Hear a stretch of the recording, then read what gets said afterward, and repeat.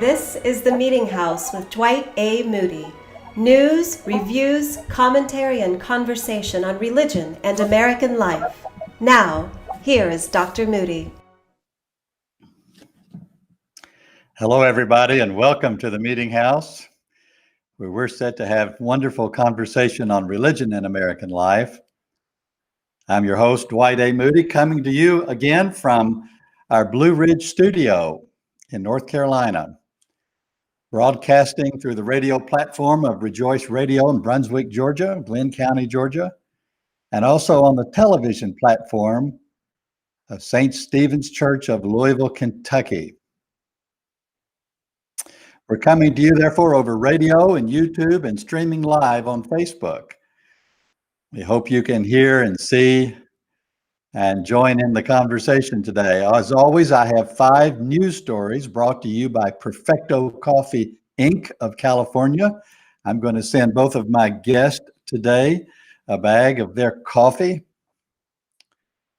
At the close of the show, if we have any time left, I do have a commentary entitled Angels from Africa.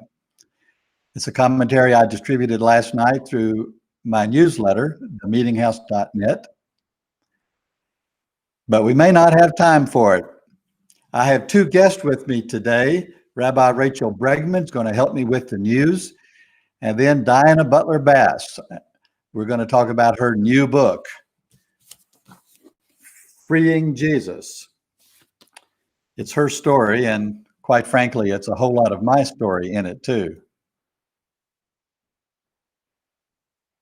But here's the news today. I'm glad to welcome my longtime friend, Rachael Bregman, rabbi from the Reformed Temple in Brunswick, Georgia. Welcome back to the Meetinghouse, Rachael.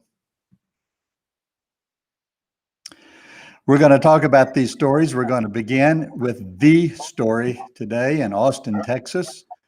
Abortion is in the news again as the Supreme Court voted 5-4 not to halt the implementation of a new law in Texas that governs abortion.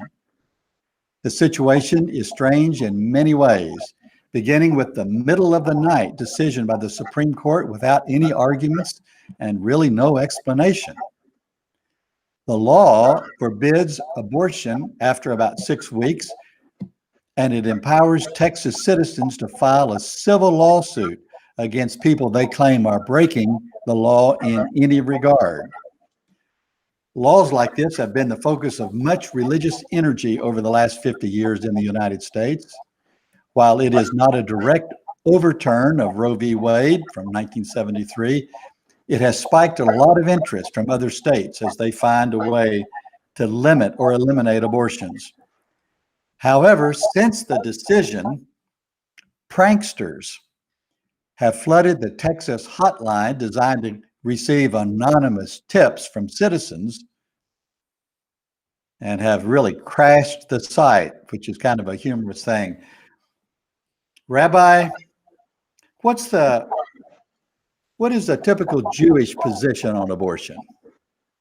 Okay, so we don't have a typical Jewish anything on anything, quite frankly. Okay, you got me there. All right. What is your position? There's a variety of views. Okay. There's a variety of views. As among Christians, of course. Right. So, there's a piece of text that talks about when 2 people are fighting and there's a pregnant woman and one man knocks over this woman and she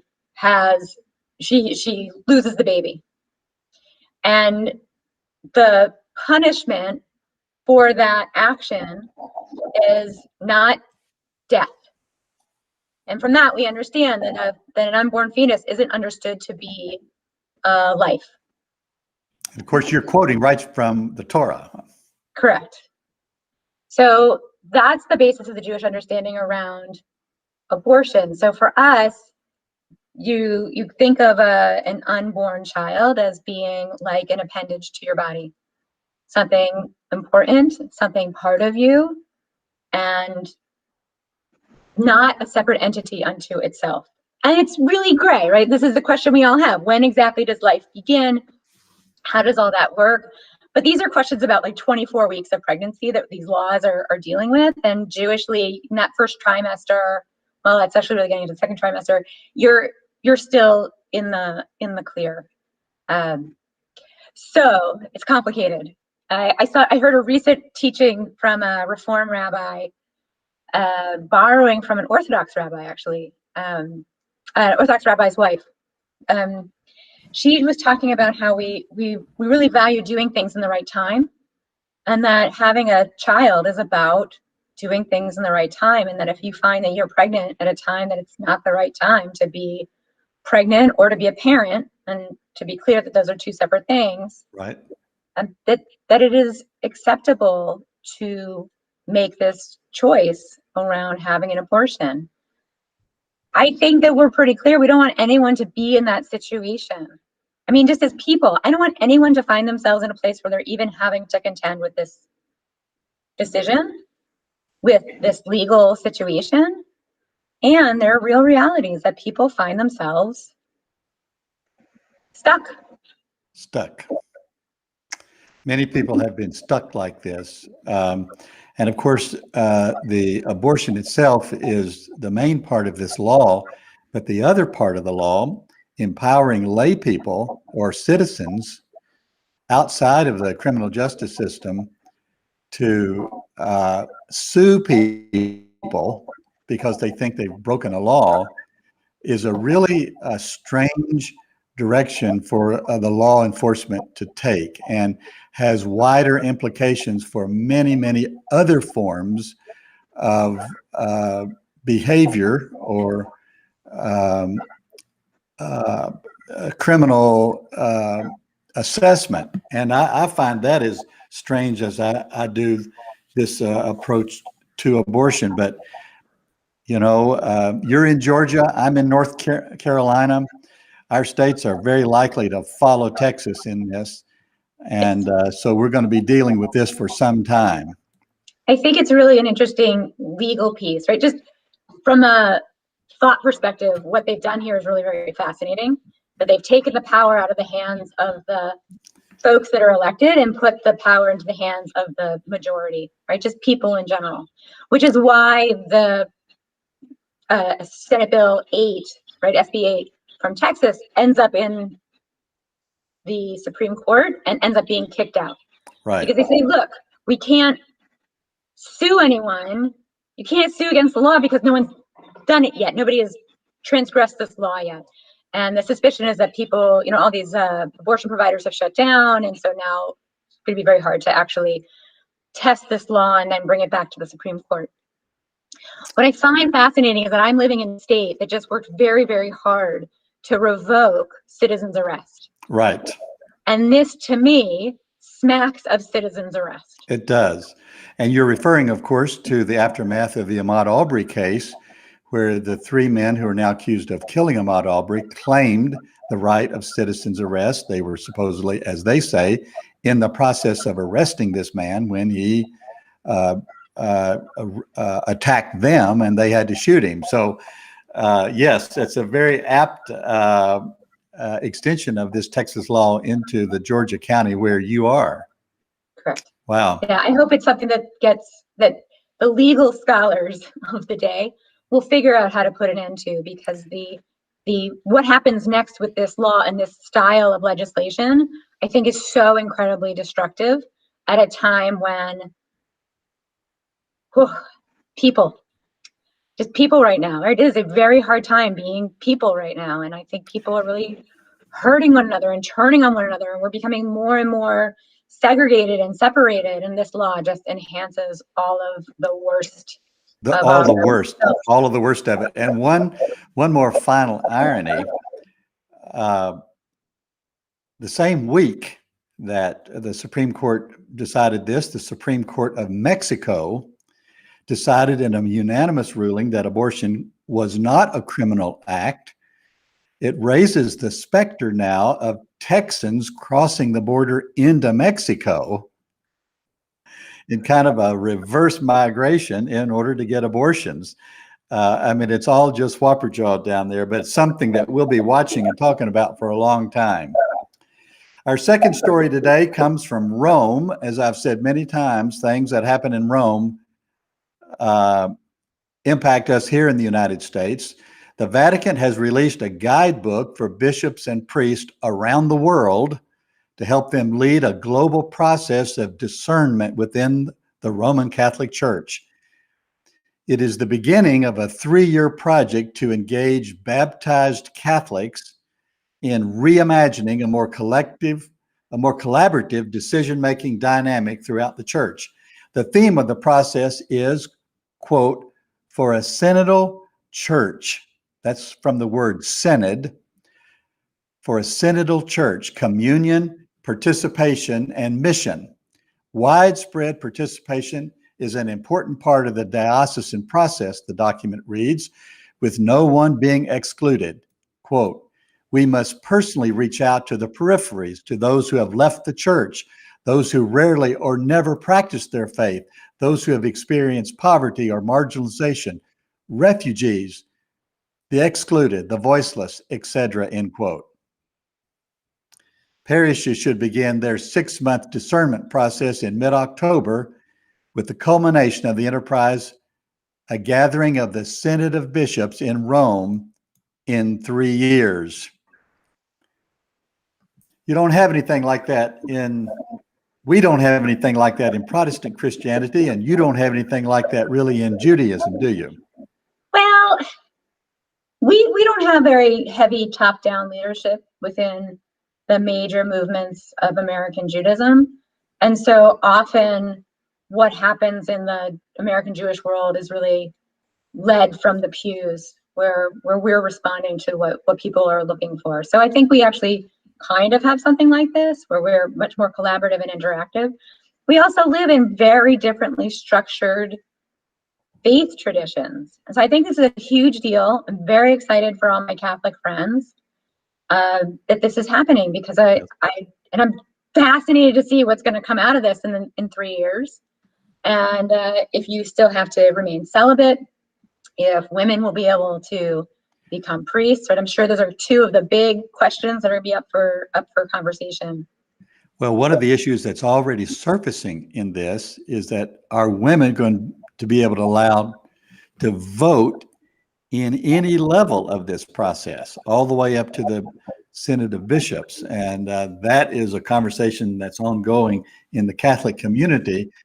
And I think in my tradition, Baptist, we're very much like the Jewish tradition. It's very much a congregational, a lay movement, and with a focus on what we would call democratic processes.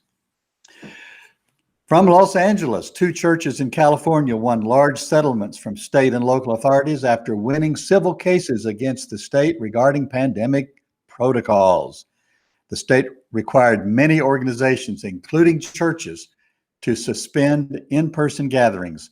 Churches filed suit that went all the way to the United States Supreme Court, which ruled in favor of the churches. Grace Community Church, very much in the news over the last year, received $400,000 from the County of Los Angeles and another $400,000 from the state of California. Earlier this year, Harvest Rock Church was given $1.35 million by the state to cover their legal fees. In Washington, D.C., the Capitol Hill Baptist Church received $220,000 from the city to cover their legal cost. Rabbi, I'll have to say that the vast majority of churches that I'm aware of adhered to public protocols during the pandemic. The church where I preach suspended in-person services. We're requiring masks. I don't know whether we're actually requiring a vaccination or not to come into the sanctuary. What has been the pattern in the Jewish community? It depends on where you are. My friends across the country are doing all kinds of different things for the High Holy Days, which I suspect we'll chat about in a few minutes. Right. And it just depends on location. So here, we've shut everything down completely. Mm-hmm. I have friends in other parts of the country that have hybrid services. And then I have some where they're just totally open because the rates of infection are so low. I think what's happening here raises a really interesting theological question about the role that God plays in our lives and whether or not God has power over us, right? Are we God's marionetted puppets or not? I don't think that we are. I don't think that's how quite it works. And the religious freedom argument around not masking in church, I think, is a statement of theology more than anything else. It says, look, well, God's going to protect us, right? You've seen the signs, faith over fear. Mm-hmm. Right? So if that's your theology, then it makes a lot of sense. I mean, I find it's really a fascinating case around religious freedom, particularly in light of the abortion case right now, right? I'm waiting for somebody to sue on religious freedom to have an abortion. So if I could sue that you don't have to wear a mask, can I sue that I can have an abortion? Because that aligns with my religious views. So, I would love to see these cases be sort of cross-tried, and for some of these conversations to come together instead of living so separately, because they're really a lot of the same issues over and over again. Right? What are the limits of freedom? Where does the edge of your Americanism? Where does your religious self begin? Right. What do we owe to each other? What do we owe to ourselves? Who does God want us to be in the world? I mean, to move from the politics to the spiritual.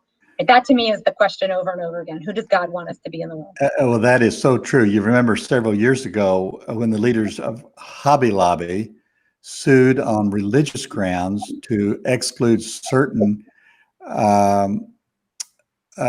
drugs from their corporate insurance plans because they offended their religious sensibilities or their religious freedom. I agree with you. Where does religion stop? Because you can make a case that religious rules, as the rabbis would say, just cover almost every detail of life. Right. Right. We have this piece of this dictum, this Talmudic dictum that says, "Dina malchuta dina," the law of the land is the law. Right. Right. I mean, we're people who've been shoved around the world and secondary citizens because of our religious beliefs. So, but it comes from that tradition that says you're going to follow the law of the land first, and wherever you can fit your Judaism around that, you go right ahead. Yes, but when right. they come in conflict, it's really clear that the law has the right of way, the state has the right of way, and here it's not clear. Right? It's really not clear. It seems like sometimes religion first, sometimes state first, and we can get some clarity around that. Yeah. From Chicago, InterVarsity Press has published a Bible translation for Native Americans. It does not use Native American languages, but uses phrases and words to make an English translation more consistent with Native American ideas and expressions. For instance, the word God becomes the Great Spirit, and eternal life becomes, because it's unfamiliar as the concept in Native American cultures, becomes, quote, the life of the world to come that never fades away, full of beauty and harmony, end quote. The version is the work of a Methodist minister, Terry Weidman, a Native American pastor of a Hopi church on a reservation in Arizona. Quote, we believe it's very important, he said, that the gospel be decolonized and told in a native way, but being accurate to the meaning of the original language and understanding that it's a different culture, end quote. Wow. Well, the translation, of the Bible, I actually think that this is just a translation of the New Testament, but we've been translating the Bible from the very beginning, haven't we, into the language and cultures of its readers. It's always a task. And now everywhere, all around the world, the high holy days for Jews began this week with the celebration of the new year. Rosh Hashanah ushered in year number 5,782 in the Jewish calendar. 10 days following the New Year's celebration, Jews will celebrate Yom Kippur, the Day of Atonement, the holiest of days. This year, the high holy days overlaps the 20th anniversary of 9/11, which we're all focused on this weekend, and is being celebrated for the second year during a pandemic. So how's it being celebrated different down there in Brunswick, Georgia? Everything is different. Everything is different. What are you doing? Are you having any in-person gatherings during the High Holy Days? I think Rabbi Bregman is frozen. Oh, there you go. Now There you're we are. There she is. Okay. We are not. We're not doing anything in person. We have taken the ultra conservative route of safety 100% first. All this seems very contagious and very confusing. And the case rate is so high here that we really have just shut everything down. Well, some of the ceremonies during the High Holy Days are focused on the home anyway, don't they? The holy days actually bring you into the synagogue quite a bit. The home piece, there's holiday meals and things like that. We have a tradition this weekend coming up in the time between Rosh Hashanah and Yom Kippur, this event called Tashlich, where you cast off your sins. So that's much more personal and can be done at home or can be done out in society. We are doing a reverse Tashlich this year, where instead of putting things into the water, usually cast off your sins into water, we're going to go and do a beach cleanup. But we won't be gathering together to do that. We'll meet online. We'll do some spiritual orientation to start, and then people will be set free to run around the beaches here in Glynn County and do what we can to make our coast cleaner. Well, our church here is not meeting in person, although we're broadcasting from the sanctuary. I'm staying at home. I was planning to go to a big concert at the Ryman Auditorium in Nashville to celebrate John Prine, but it was all canceled yesterday. 4 concerts postponed till 2022. So I'm hunkered down and trying to stay healthy. Rabbi, thank you for being in the Meetinghouse today and talking with us about all the interesting things going on in the world of religion. You stay safe. Blessings on you. For you and your family. Thank you Okay, for thanks. having me today. And I'll be back in just a minute with Diana Butler Bass.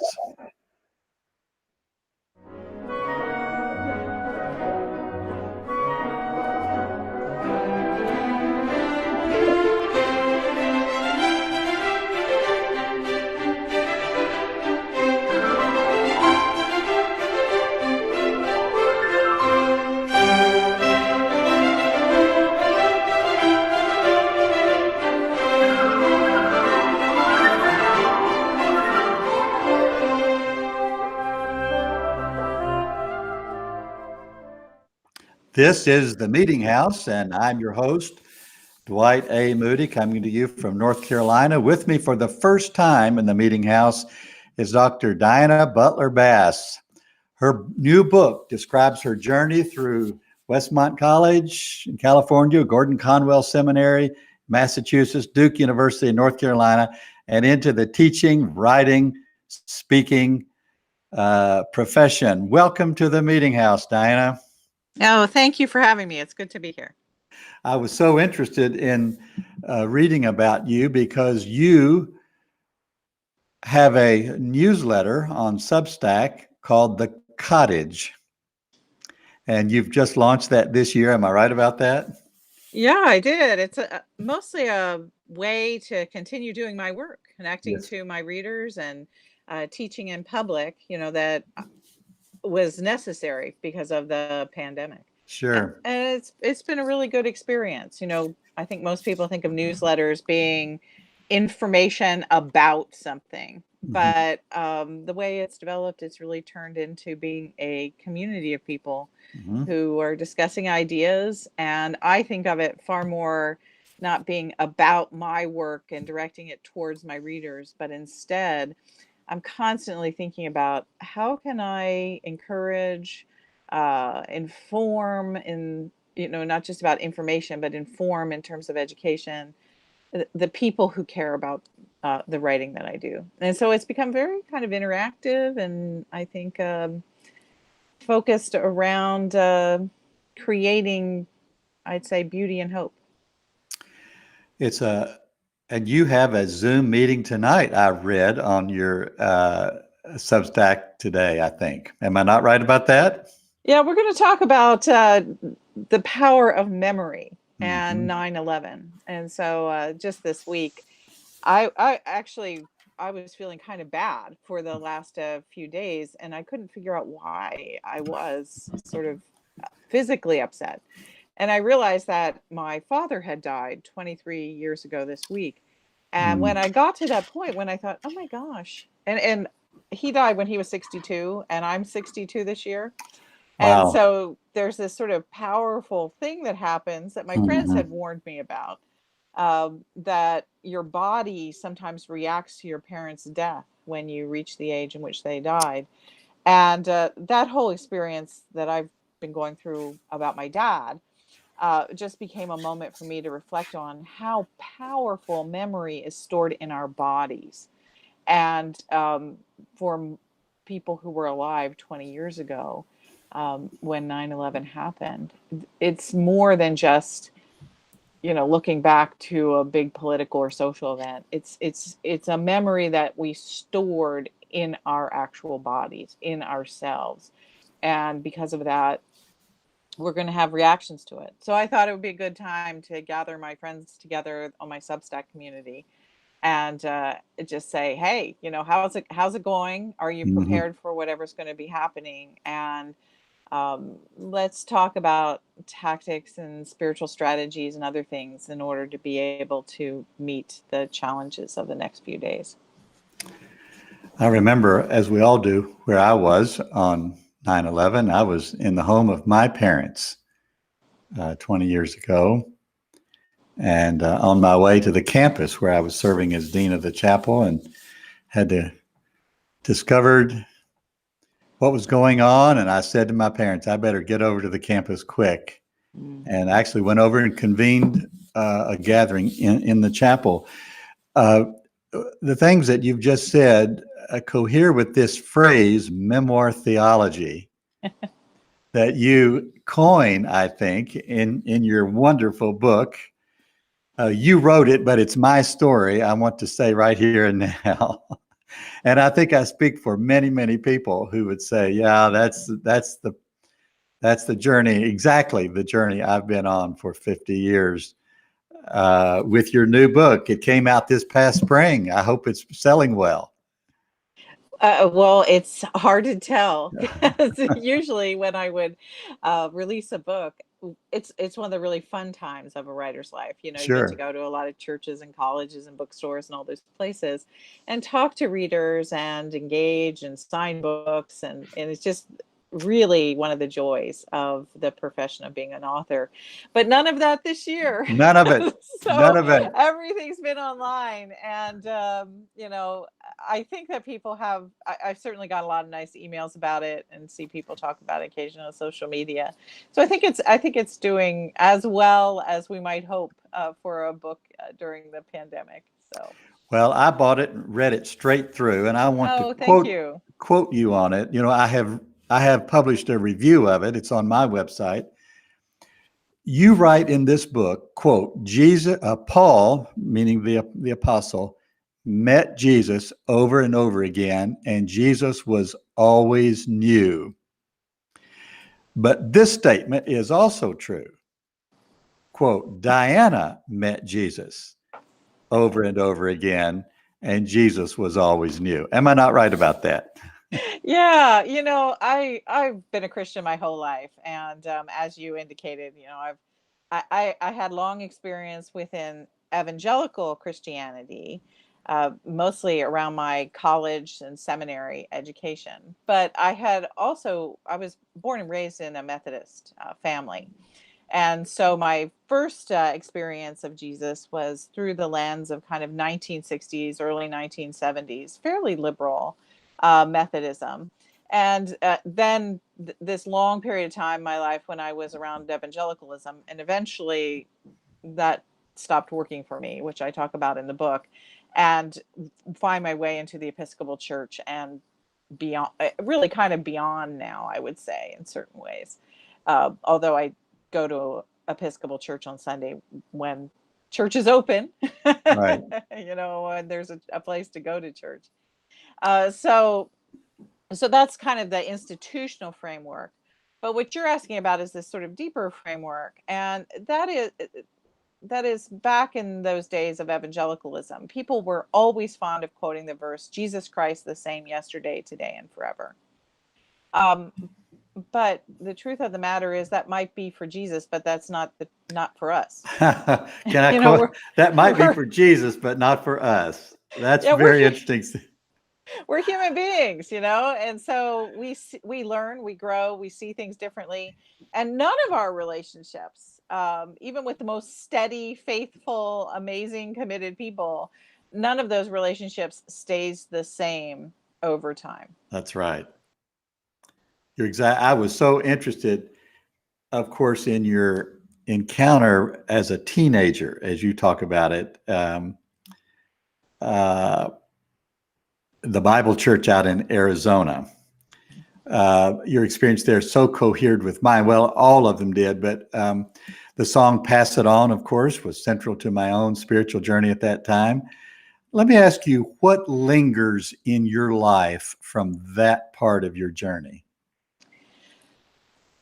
In certain ways, I was writing this book also during the pandemic. So not only Mm-hmm. did it come out, but a big part of it was written while we were in early stages of lockdown. And what it really gave me a chance to do, and this is a fascinating thing, I think that we're beginning to talk a lot about memory today. Mm-hmm. It was a calling for me to go back and re-examine my own life, to remember what it was like. And so there are a lot of people right now who are going through what they call deconstruction. They're leaving evangelicalism. There's a lot of people who are very angry Right. at the evangelical tradition. Right. And they express that all the time in books and social media and, Right. TV, radio shows, etc. And I understand that anger, but I'm past 60, and I guess I feel like I just don't have as much time to be angry any longer. And instead, I really wanted to understand. And the question for me when I was writing those chapters about, say, when I was 15 and went from my family's Methodism into the Bible church, I could be mad at myself for doing that, because in a way there were things about my life that I lost through being part of that very conservative fundamentalist community. Or I could try to empathize with myself at 15 and ask the question, why did I make those choices? What was important to me as a very, on that cusp of being a woman, between being a child and being a woman, that the Bible church appealed to? And so that's one of the things in that particular chapter, which is chapter 3 in the book, that I actually tried to write about. What was beautiful. And I think the things that really shine in that chapter are the sense of feeling lost and found. Mm-hmm. And I think we forget how often teenagers feel lost. And certainly I felt lost when I was 15 years old. And the church offered me this language of being saved, which was really a language of being foundness. And even then, when I was a teenager, I think it was Campus Crusade for Christ ran a big, huge national evangelistic campaign that was called the I Found It campaign. Exactly. I remember it. Yeah, I'm sure a lot of your listeners do. And so that whole sense of lost and found was certainly something that I can look back on and say, although I might reconceptualize that a little differently right now, it was right where I needed to be at the time. And also that fact that there was a lot of warmth, that in that community. I think that the 1970s, which was the time which I was a teenager, um, evangelicalism was not nearly as politicized, Right. and it was really very much focused on forming community and uh, you know helping individuals connect with God. And so that too the real valuing of a relationship with Jesus, to use the language that they used and that I still use as Sure. as a fairly liberal Episcopalian, person. I talk all the time about a relationship with God, a relationship with Jesus, and in a very real sense, that's a long sort of theological trajectory that I've brought with me from being 15 until now. Well, my experiences were very, very similar. Again, my conversion and call to preach when I was 15 had such emotional power in my life. I sometimes liken it to the Big Bang Theory. The spiritual explosion in my life during those teenage years was in many ways sufficient to propel me through 50 years of gospel work in much of the ways that we think now of the Big Bang, filling the universe with energy. That's the way I've thought about my teenage years for many years, even as I have gone through many of the stages that you have. Did anywhere along the way, did you encounter Dietrich Bonhoeffer, his version of what it means to be a Christian? Yeah, the very first time, I'm pretty sure the very first time I encountered Bonhoeffer was being a freshman in college, a freshman in evangelical college. Although I may have heard his name, as early as my junior or senior year in high school, but I certainly would not have known really anything about him. But when I got to the evangelical college in 1977, Bonhoeffer was being very widely read by certainly young evangelical students. And it might have been, if my memory serves me correctly, between the first and second semesters of my freshman year, that we had these little classes where they were kind of mini courses. And I took a class called Spiritual Classics. And I'm pretty sure it was in that class that we read not The Cost of Discipleship, but Bonhoeffer's other book, Life Together. Life Together. And then within a couple of years, probably by my junior year, certainly, I also read Cost of Discipleship and Letters and Papers from Prison. So, yeah, I love Bonhoeffer and his questions and, of course, his courage.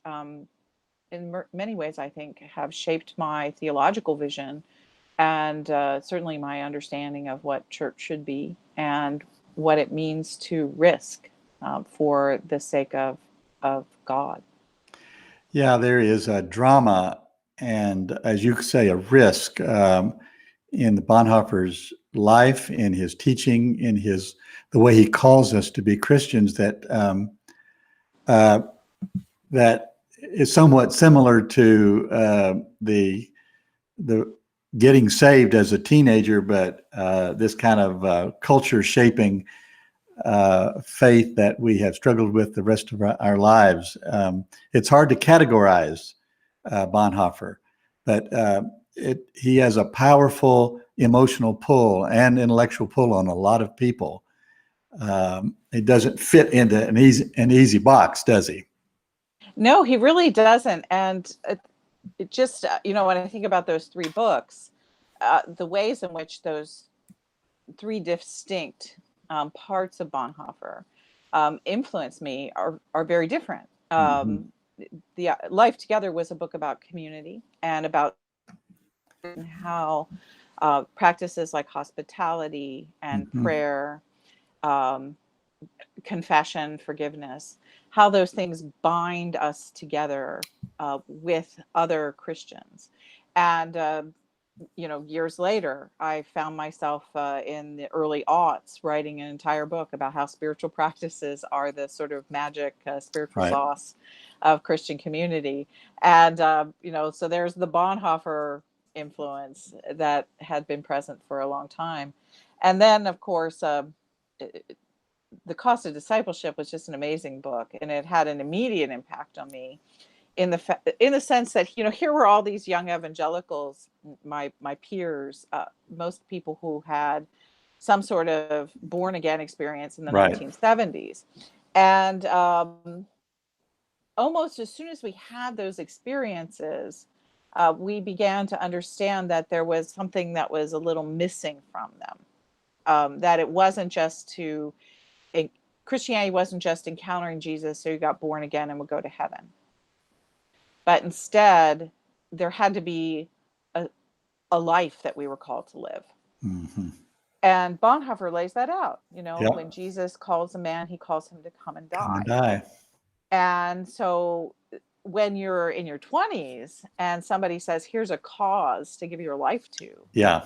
I mean, you're going to go running in that I direction. agree with this. I agree with this. Now, you talk about being a student at Gordon Conwell. I've been to Yes. Gordon Conwell, have friends who have taught there and have studied there. And you write about your experience, and you write this in your book, and I want to quote it to you, and I want us to talk about it. My sin in the whole affair was not being myself, subordinating the gifts and insight I brought to the study of history and theology to what others insisted I must believe. End quote. Learning to find your own voice, as we would say today. Yeah, I started seminary when I was 23. So Right. I was really pretty young. I'd only taken a year off between college and seminary. And for women in particular, that's a time in which you're very eager to please authorities around Yeah. you. Yeah, you write about that in your book, and I thought it was very powerful. And you know, sexism is real, and sexism in churches is real. And one of the ways that you can sometimes, smart women figure this out, be pretty young, and it's one of the things I figured out, is that if you can avoid some of the worst of sexist limitation by giving in to certain parts of the system. And so if you speak the right language, or if you are approved, you know, sort of theologically by the men who are in authority, you can go further. As a matter of fact, I don't write about this in the book, but I have certainly talked about it in other places. And I had a girlfriend, a very, very close girlfriend, who at the same time, you know, we were both students at Gordon Conwell, and she is absolutely brilliant theologically. She's probably the only woman that I know who, by the time she was 23, had read the entirety of the church dogmatics. Wow. Yeah. Wow. I know she Wow. had she had the entire set. She adored Karl Barth. I mean, we just thought that she was going to be a world-class theologian, and so we wound up at seminary together. And she wouldn't she wouldn't just go along with the powers that be. And instead of just sort of taking the classes that they wanted her to take, she took classes as well at Harvard Divinity School. And she began to ask really, Yeah. really big questions. And I can remember sitting in our living room in our apartment thinking, oh my gosh, you know, she's just going to be in so much trouble. And she was just being herself. And what happened was, of course, the people who were the most powerful professors at the seminary loved me and eventually refused to give her any recommendations or to support her career in any way. And eventually, she just wound up being quite a wounded person. Wow. And never went on, you know, in theology, and wound up with quite a different life. And I understand that she's happy and she's made choices that are meaningful to her at this point. But it was like an object lesson. I mean, it was literally an object lesson that the professors taught us right there and right then. If you're a Right woman and then. you're a smart woman, you don't want to go that direction. Do not take those classes at Harvard Divinity School. Do not ask those kinds of questions about the nature of God. Don't question theodicy, you know, the question of evil. Instead, we want you to be down the line Calvinists, and we want you to believe in these things. And if you do that, well, then you're going to go far. And so that was my sin, is that I submitted to that that desire on the part of the institution for me to be like them rather than me to be like who I am. But you And eventually found your voice. I did. It was really hard. Yes, you had to fight through a jungle in order to find your place, your voice. But you've got a voice out there now.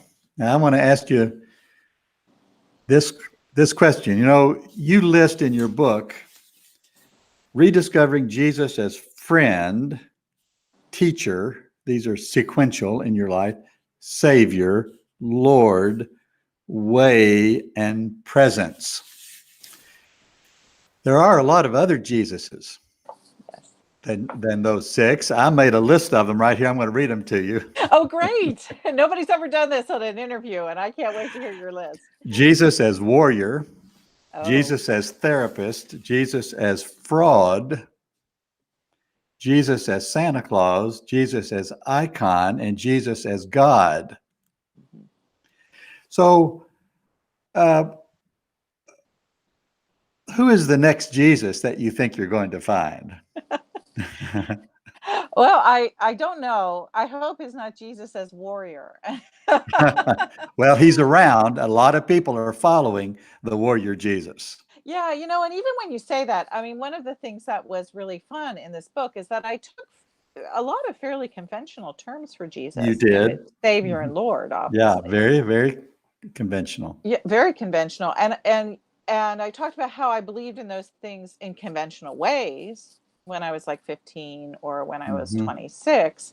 But then I don't actually reject them.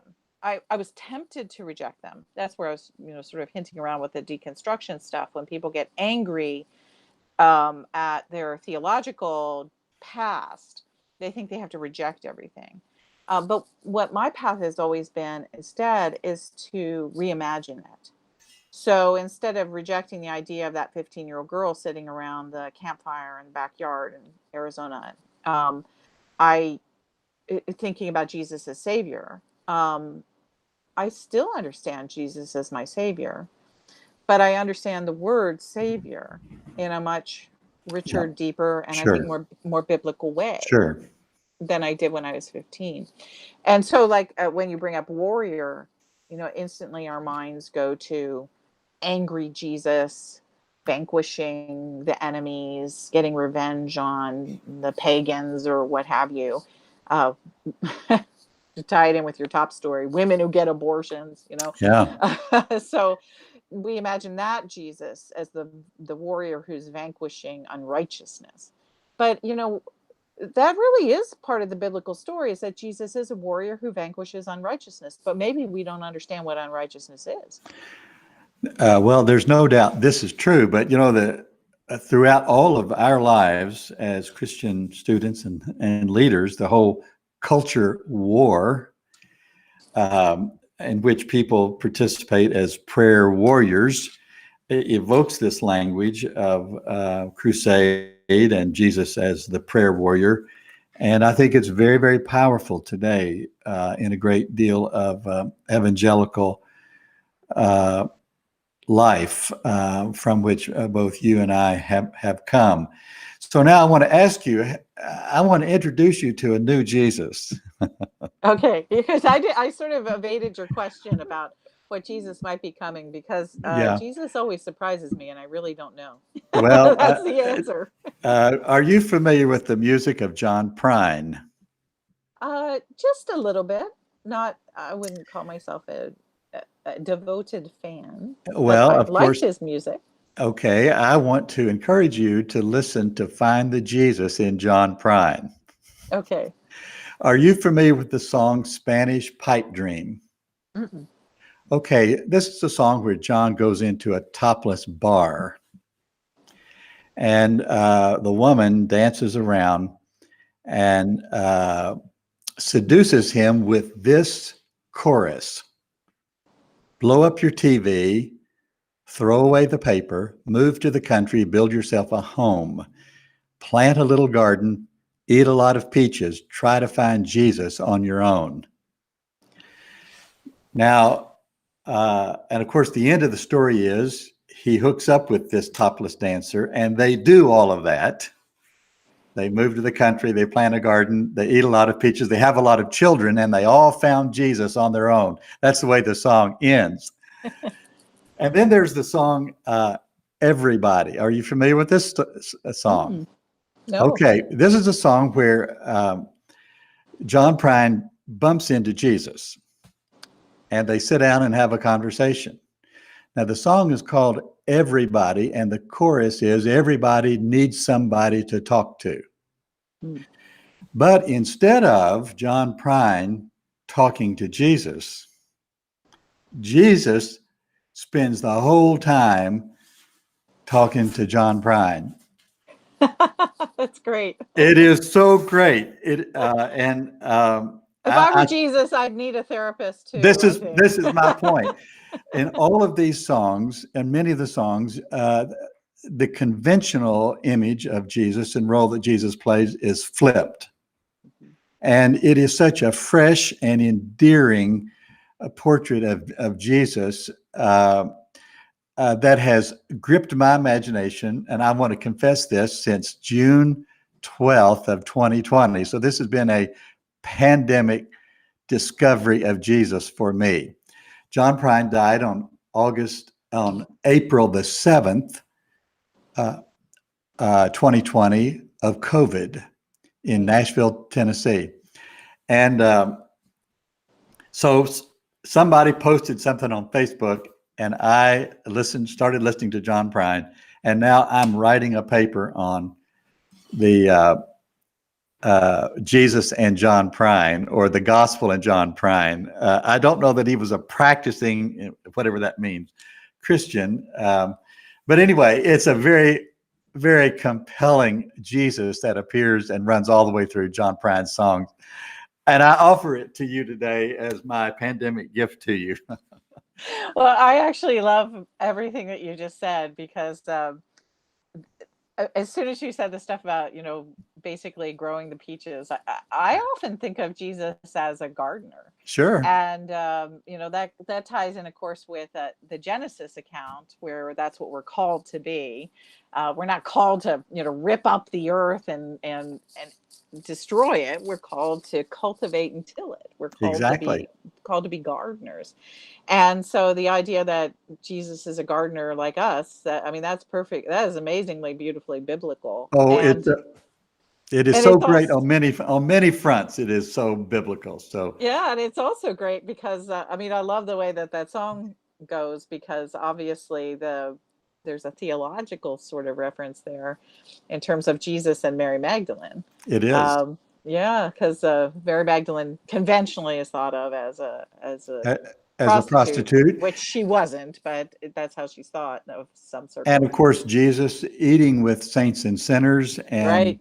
Here is this man going into a topless bar, the last place you would think of hearing the word Jesus, and he encounters this woman who tells him to move to the country and try to find Jesus on your own. It is a great retelling, as many of his songs are. And maybe somewhere in your revised, expanded, enlarged edition of this book, when you turn 90 years old, there'll be 3 or 4 more chapters in there about the Jesus that you have found. I sure hope so. And people have asked me, what it will look like when I'm 80. And I just say, well, I hope that I'll get there. And it is funny, because when I was around 40, I wrote a book called Strength for the Journey. And that was a spiritual memoir as well. And then 20 years later, writing Freeing Jesus, right. It's theology. It's real theology. People will find they will engage theological issues all the way through that whole book. But I offer it up as an invitation to think about how theology works out in our lives. And so, I use my own life as a template for that. And it's 20 years after I was 40. So I guess 80 is the next one. 80 is the next one. Well, I'm halfway there. I'm 71. It's a great book. I resonated with it so very much. I hope my listeners and viewers will buy it and read it. And I hope some of them will sign on to your Substack column and what's called the cottage. And so from the meeting house to the cottage, I want to say thank you for stopping by the meeting house today and talking with us about your book. And we'll do it again the next time your book is published. Oh, well, thank you so much. And indeed, I am in the cottage. And so we are from one to the other. Very good. God's blessings on you. Thank you. I'll be back in just a minute to wrap up the show in the meeting house. I'm Dwight A. Moody.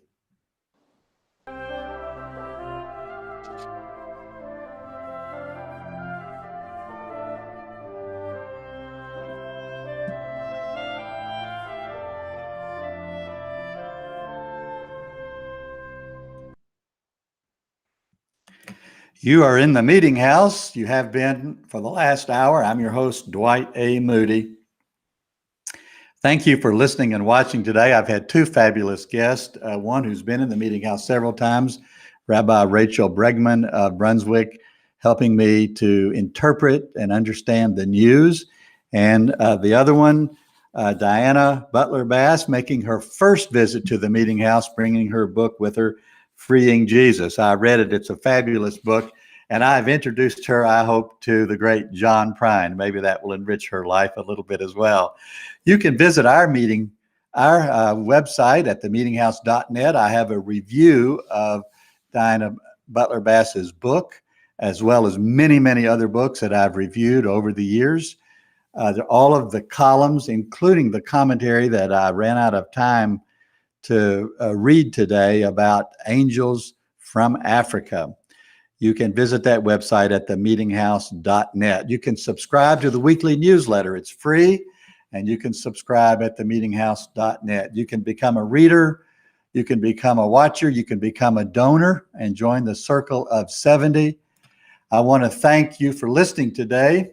Thanks to engineer Everett Armstrong down in the studios in the Golden Isles of Georgia, to Alex Mattingly in the lovely Bluegrass area of Kentucky, and to my guest, Rabbi Rachael Bregman of Brunswick and Dr. Diana Butler Bass.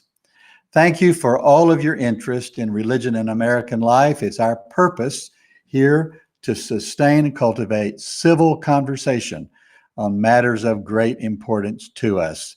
You can follow me on Twitter at Dwight A. Moody. But until next week, be safe, do justice, love mercy, stay humble, wash your hands, get a vaccine, drink some coffee, order some coffee from perfectocoffeeinc.com. Send a donation to us to keep us on the air. Pray for the soul of America. I'm Dwight A. Moody in the meeting house. I hope you have a great day today.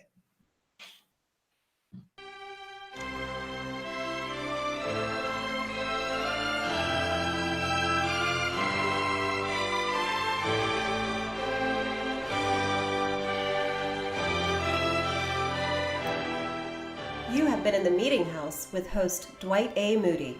Thank you for watching or listening today. Visit our website at themeetinghouse.net for more news, reviews, commentaries, and conversation on religion and American life.